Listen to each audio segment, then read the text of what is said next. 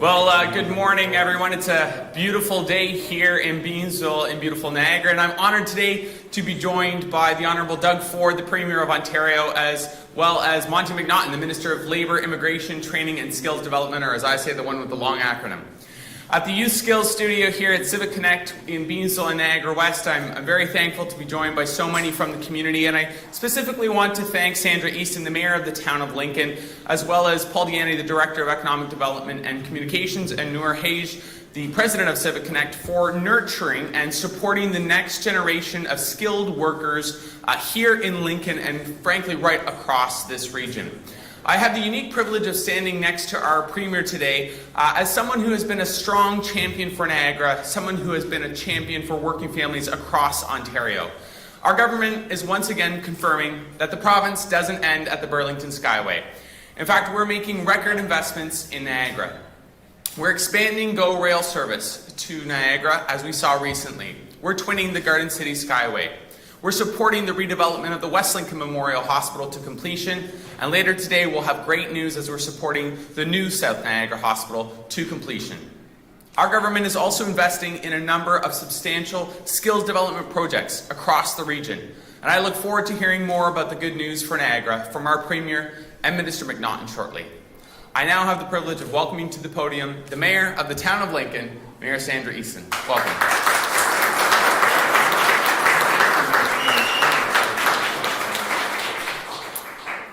Well, thank you very much, Sam, and good morning, everyone. On behalf of the Town of Lincoln and members of Council, I'm truly pleased to welcome you, Premier Ford. And Minister McNaughton, this is the good news room. We decided that earlier. Also in attendance today are several of my colleagues on Lincoln Council, representatives from the Youth Skills Studio, and other dignitaries and community partners. I'm told I just have a moment to speak. I think there's an inside joke there. So I won't refer to everyone by name, but I do want to thank each and every one of you for joining us today. The Town of Lincoln Council prioritizes our local youth and fully supports programs such as the Youth Skills Studio that make them future ready. We understand the value in skills training and higher education to help them reach their career goals. At the same time, we recognize the benefits of retaining and attracting young talent to support our business community and the local economy. Today's funding announcement will support our goal of creating healthy communities. When we talk about youth retention, it means more opportunities for youth to participate fully in society. It means businesses across key sectors will benefit from investments in workforce development to help fill the labor shortage and promote business continuity.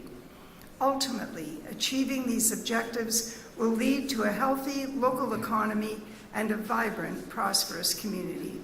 Again, I want to thank Premier Ford and Minister McNaughton, the Province of Ontario, for their continued investment in our economic development initiatives. Through innovative partnerships and support from our partners at upper levels of government, we will meet our community priorities and ensure a bright future for residents and businesses in Lincoln.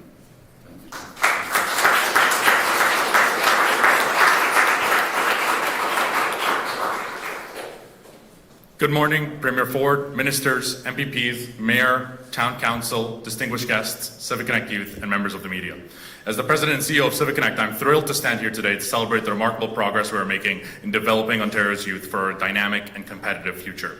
Our mission at Civic Connect is to equip the next generation with essential soft skills and practical technical experience to foster the bridge between education and employment, and to pave a path towards a fulfilling professional journey. By youth, for youth, Civic Connect was the vision of a group of passionate and driven young professionals who recognized the immense potential within their generation and sought to create an avenue for their growth and success through experiential work integrated learning. 2.5 years ago, the Government of Ontario and the Town of Lincoln saw the value in this vision, and thus the Youth Skills Studio was born. This program is a testament to the commitment that the provincial government and the Town of Lincoln have towards developing a sustainable workforce for young people. Civic Connect's Youth Skills Studio has been designed with specific goals in mind to enhance youth attraction and retention within the Niagara region and Ontario as a whole. By providing skills training, networking, hands-on experiences in high-demand fields, participants are able to gain opportunities for employment. Additionally, we're supporting local, small to medium-sized businesses with affordable resources to bolster their technology needs while introducing them to fresh perspectives and emerging talent. Thank you, Premier Ford, Minister McNaughton, Mayor Easton, and MPP Usarov for investing in our youth's potential and your unwavering support. These grants will be instrumental in broadening our reach and impact, and we're incredibly grateful for this vote of confidence in our mission. Together, we're preparing our youth for the job market and fostering a brighter future for Ontario. Thank you all. Let's continue to connect, learn, and grow, shaping the future one young mind at a time. I'm really happy to welcome Mr. McNaughton to the podium.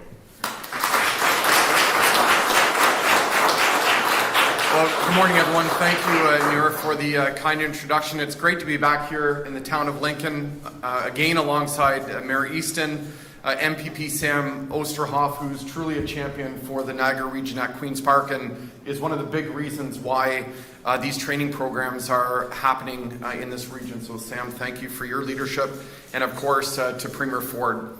Across Ontario, 300,000 jobs are going unfilled, and 10% of those are right here in the Niagara region. Each of these unfilled jobs represents a paycheck not collected and a missed opportunity for someone to build a better life for themselves and their family. That's why, under the strong leadership of Premier Ford, our government is on a mission to ensure workers and job seekers can get the training they need to find meaningful careers close to home. If you want to put in the work and help us build a stronger Ontario, we'll give you a hand up to a better job and a bigger paycheck. That's why we've invested now over $700 million in our groundbreaking Skills Development Fund, which has supported nearly 600 free training projects in communities right across the province, helping 500,000 people take the next step in their careers. We know the skills desperately needed by employers in Northern Ontario can be different from those in the East and here in the South, which is why all of our training programs are tailored specifically to the needs of local businesses and job seekers. Because training is what turns potential into a paycheck, and nowhere is this more true than among young people who are eager to kickstart their careers and help build a better future for all of us. Now I'm delighted to turn things over to Premier Ford to make a really exciting announcement here in the Niagara region. Premier, over to you.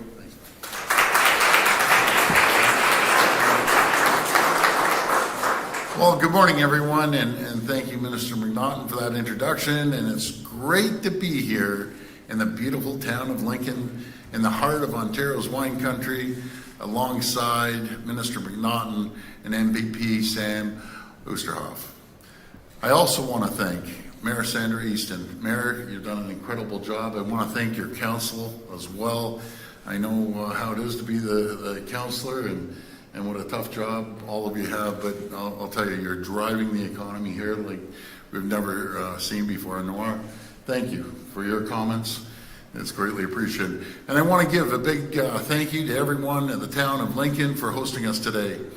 Friends, as everyone in this room knows, the Niagara region is growing fast. It's growing really fast, from Grimsby to Fort Erie to Wainfleet to Niagara-on-the-Lake. We're seeing more and more families establishing roots because it's such a beautiful area, and new businesses setting up shop here. We're attracting thousands of new jobs and hundreds of millions of dollars in new investment. Investments like Quick Plugs, $3.2 million investment last year to build a brand new manufacturing line in St. Catharines, or Linamar's decision to open a new state-of-the-art giga casting facility in Welland. These investments are a huge vote of confidence in the Niagara region and the people that live here. And as our population grows, as our economy grows, we need to make sure our infrastructure keeps up. And folks, we're spending approximately $184 billion on infrastructure over the next 10 years, and that's going to build the bridges and the roads and the highways and the hospitals and the schools. That's why we're working closely with all the mayors in the region and across the province to build 1.5 million homes by 2031 to bring home ownership into reach for more people. And I've mentioned this stat before, but the federal stats came out, and 504,000 people, I'll repeat that, 504,000 people landed here in Ontario to call this home, fastest growing region bar none in North America, and therefore we have to continue investing in infrastructure, and we have to continue building homes at a rapid pace. We're investing $50 billion to support more than 50 new hospital projects across Ontario. including the West Lincoln Memorial Hospital and the new South Niagara Hospital. And by the way, everyone's welcome to go over there this afternoon. We'll be there later today for an official groundbreaking. We're investing in roads and highways like the twinning of the Garden City Skyway. And we're supporting the largest transit expansion in North America, including expanded GO train service on the Lakeshore West Line from Hamilton to Niagara Falls. But we can't build this infrastructure, we can't attract investments and new businesses if we don't have the workers. One of the biggest concerns I hear from business owners across the province in all sectors is not being able to fill jobs. The numbers speak for themselves. 700,000 more people are working today than when we took office in 2018. And the other amazing stat, again, the feds came out with the employment numbers. So last in June, that just passed, 60,000 new jobs were created right across this country. Out of the 60,000, 56,000 of those 60 were created here in Ontario. That's 93% of all new jobs in the entire country were created right here by the great people of Ontario. And I just find that an amazing stat. But as Monte was saying, there's still more than 300,000 jobs going unfilled every single day, including more than 30,000 jobs right here in the Niagara region. We need to close that gap, and that's why our government is investing over $700 million in our Skills Development Fund, working hand in hand with labor unions, business groups, and our cities and municipalities to train the skilled workforce our growing economy needs. Whether it's upskilling workers, training new ones, or breaking down barriers to get skilled immigrants into the province, we're leaving no stone unturned, and it's all hands on deck. And so today, we're pleased to announce that as part of our Skills Development Fund, we're investing $2.9 million to help 250 young people in the Niagara region training for good-paying technology jobs, led by the great town of Lincoln. The new program will teach participants about digital marketing, web development, cloud computing, and IT. And Mayor, talking about tech jobs, you know, many years ago, people would graduate here, then go off to Silicon Valley. So Silicon Valley folks, they employ about, and the San Francisco Bay Area, employ about 388,000 people. Here in Ontario, we employ 411,000 people in the tech sector, and it's growing rapidly every single day. So again, we're leading when it comes under employment in the tech sector faster than anyone in North America. And we'll also connect them to local businesses in high-tech manufacturing, hospitality, tourism, and other critical sectors to gain hands-on experience on real-world projects. This investment will connect more young people to the jobs of the future and businesses in the Niagara region, to the skilled workforce they need to grow and expand. Friends, as we continue to navigate global uncertainty, our government is hard at work, building an economy that can weather any storm, an economy that never loses sight of what's most important, and that's helping people succeed, helping workers succeed. That starts with creating the economic conditions and the environment that attract investments in growth and good jobs. And I had a good chat. I had a meeting yesterday with Vic Fideli, our Minister of Economic Development and Job Creation. He travels around the world and talks to so many massive companies. And you know, he sat down and he pulled out, it was a white binder like this, and 5 pages, one after the other, that want to invest billions of dollars and thousands of jobs right here in Ontario. We're the hotbed of the world right now. And that all goes back to the quality people that we have working here, the leadership in local governments. And I'm very grateful for that, Mayor. And we have the right plan to build Ontario, and we're making electricity more affordable. We're keeping taxes and fees low. We're cutting red tape to a tune of $700 million. We're investing in homes, hospitals, and other infrastructure to support our growth. And we're training a skilled workforce so businesses can grow and expand. I want to thank you all for joining us today, and may God bless the people of Ontario. Thank you.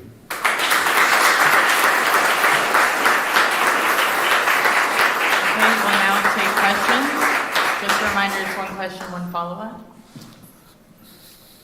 Hi, Premier. Hi. Al Sweeney from CHCH, behind all these guys. Yeah, how you doing? Good, thanks. How are All the you? way from Hamilton. You guys mentioned earlier the Burlington Skyway. What's happening now is Friday nights from 8 until Saturday morning, the Skyway is being shut down for repairs. And there are concerns that this is damaging the Niagara tourism industry at the height of the season. Could that work be moved to some other time, like February? Yeah, great. Well, great question. So right away, when I got a call from Mayor Diodati, I think it was late one night the other night, and said, you know, they're closing it down. So we called MTO. I called the minister, and we were able to shift it from 10 p.m. to 10 a.m. And I think it rotates from the Friday to the Saturday. I don't think they're doing it on the long weekend. But folks, this is what happens when you have aging infrastructure. There is no good time. The best time is in the middle of the night. So that's what they've moved it to accommodate the tourism. I know it's so important, tourism.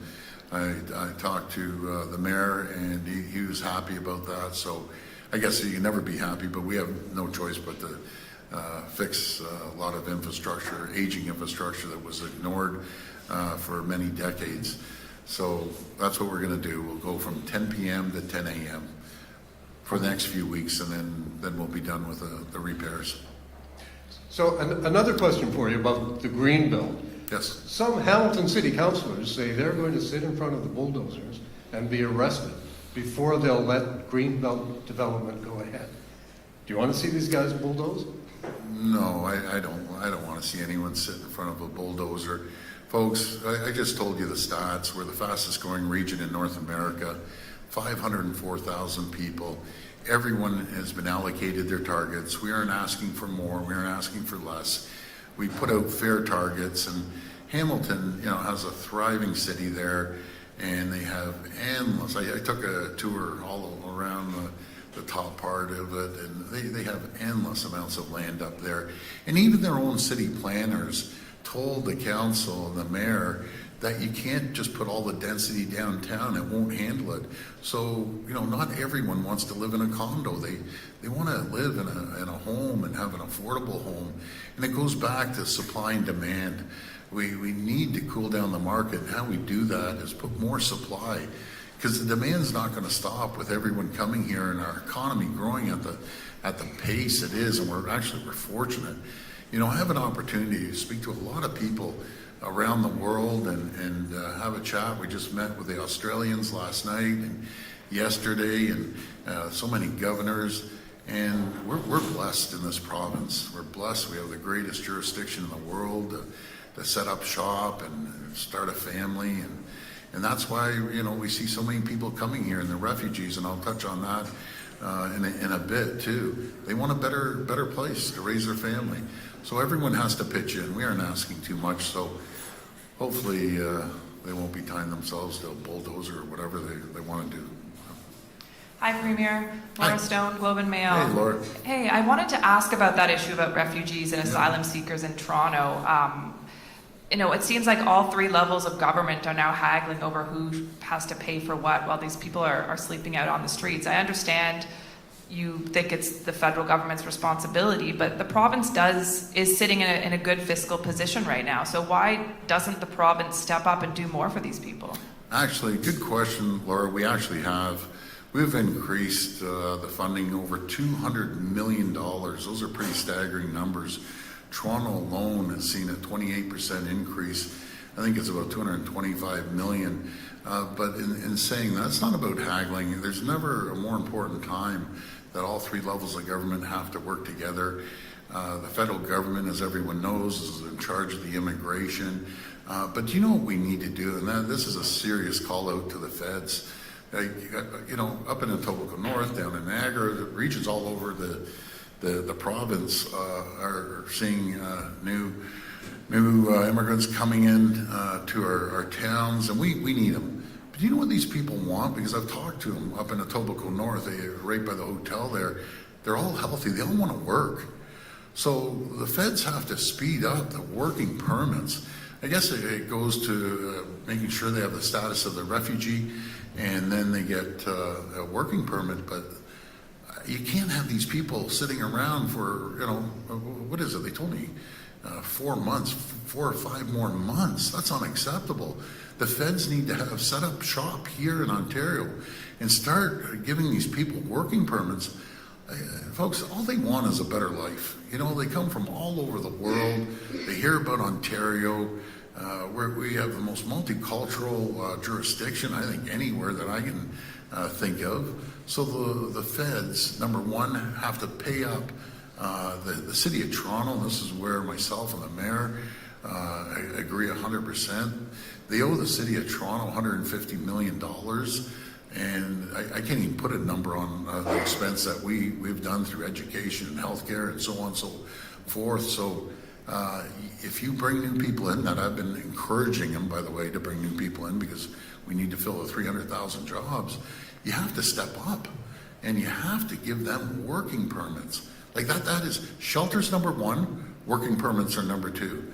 And so I'm going to be all over the federal government to make sure that they get these people back on their feet. You can't just drop people and say, okay, we're all done. It doesn't work that way. We need to work collaboratively all together. Thank you. And on the issue of the King's Council designations, we heard from the Attorney General for the first time about it today, kind of defending why he's giving these titles. But I mean, it's such a blatantly partisan list full of former staffers, donors to the party, your own ministers, and Mr. Downey himself who's received this. Are you now looking at this and saying, you know what, let's just scrap this whole thing? Why are you even putting yourselves through this? I think at levels of importance of 1 to 100, this is probably 100.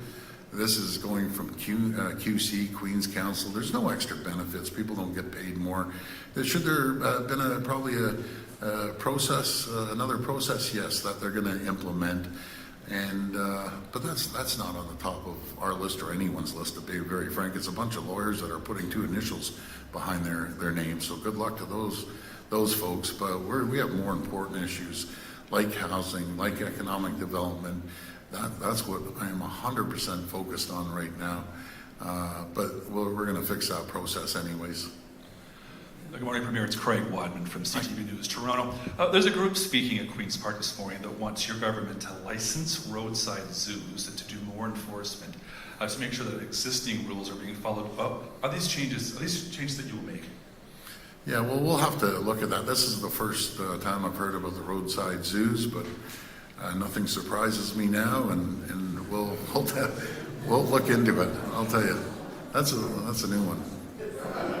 So we'll look into it. Monte, look into those roadside zoos. Let me ask you one more question. Sorry if I may. Yeah, sorry. There's a report.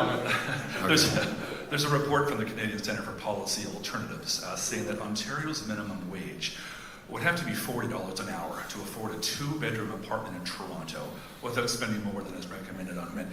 Do you have any flexibility in increasing minimum wage beyond what's planned, with no signs of rental affordability actually improving? Yeah, so let me just tell you a couple of stats, and this is a good one for you, Monte. First of all, we capped the rent increase. I think this year was 2.4%, and next year's 2.5%. But this goes back to supply and demand. And last year, purpose-built rentals, we set a record with about 15,000 new purpose-built rentals. But this all goes back to what I've been saying. You have certain towns or cities saying, well, you just mentioned Hamilton. No, not here. But if you listen to the council, and which I get along very well with the mayor, by the way, saying, well, we need more homes. You can't, complain about the problem and then complain about the solution. We need to make sure we get the permits out really quick. We need to continue building supply and demand again. But that's what we need to focus on. And as for the minimum wage, through Monte's leadership, he's done an incredible job. We're going to raise it up. I think it's $15.50 up to $16.50, if I'm not mistaken. And that's going to be one of the highest in the country, I believe, if not the highest. So everyone starts somewhere. And to be frank, I'm sure there's quite a few people on $16.50. But what I'm hearing from business owners, they can't get anyone, no matter if it's $18 or $20. Is it a good thing? We have low unemployment. It is, but it's tough to find people too. Do you want to make any comments on the minimum wage? No, I think you hit the nail on the head, Premier. It's going up to $16.55. This is our fourth or fifth increase that we've done under Premier Ford's leadership. But it's why we're in Lincoln today and why the Premier and I and our colleagues are across the province, because we're launching training programs. Over 500,000 people now have been trained through one of our Skills Development Fund projects. These jobs are all about bigger paychecks and more opportunities. One of the things we're promoting all the time is the skilled trades. I mean, these are jobs that pay 6 figures in many cases with defined pensions and benefits. So as the Premier said, the minimum wage is a starting point, but we want people to live life to their full potential, get more opportunities, and ultimately more take-home pay for themselves and their families. Thanks, Monte. This will be the last reporter. Sure. Hi, Spencer from CBC News. Hi, Spencer. We've seen in a new addition to the lobbyist registry, a developer looking to further open up the Greenbelt in York region. Are you open to taking more land out of the Greenbelt? Thank you. I think we're fine right now, and again, folks, we've increased the green belt. I know some people don't want to say that, but since I've taken office, the green belt's 2,000 acres larger. But even when they designed this so-called, it's a political name, Greenbelt, they changed it. The previous government changed it 17 times. And I was in office at the city, but I didn't hear anyone talk about them changing it 17 times. The reason they changed it 17 times without a housing crisis, by the way, because they knew it wasn't right. We have a housing crisis, and we can't have a community on one side of the road with all the utilities and the water and everything, and on the other side, an empty field. At one time, throughout this whole province, there was open fields everywhere, no matter if it's Mississauga or Brampton or Toronto. As we're growing, we need to build homes, and it would be terrible if we just said, let's stop the growth. No more growth, no more jobs, don't bring anyone in. That would be a disaster.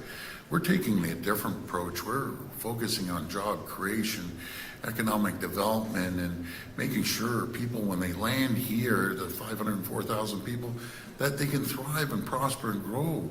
Like the majority of this population has come from all around the world. And that's what makes Ontario the greatest place in the world. So we're going to continue building homes. We're going to continue building purpose-built rentals. We're going to build attainable homes that people can have ownership over a period of time, affordable homes. But we need everyone working together and not saying, not in my backyard, go down the street and build in the other neighborhood. That's not going to work. We are doing it evenly split across the province. We're going to continue growing this province. And I'm so proud when I talk to everyone, again, no matter if it's ambassadors or consul generals or governors or wherever, that we live in the greatest jurisdiction in the entire world. And we're just so blessed to be able to call Ontario home. And it all goes back to the great people that we have here. And I wouldn't want to live anywhere else, so we welcome more people. But I want to thank you. Again, Mayor, thank you. Your council, thank you. You contribute tremendously to our local economy and our greater economy in Niagara. And Mayor, you're an absolute champion. So thank you. God bless. That's all. Thanks, everyone.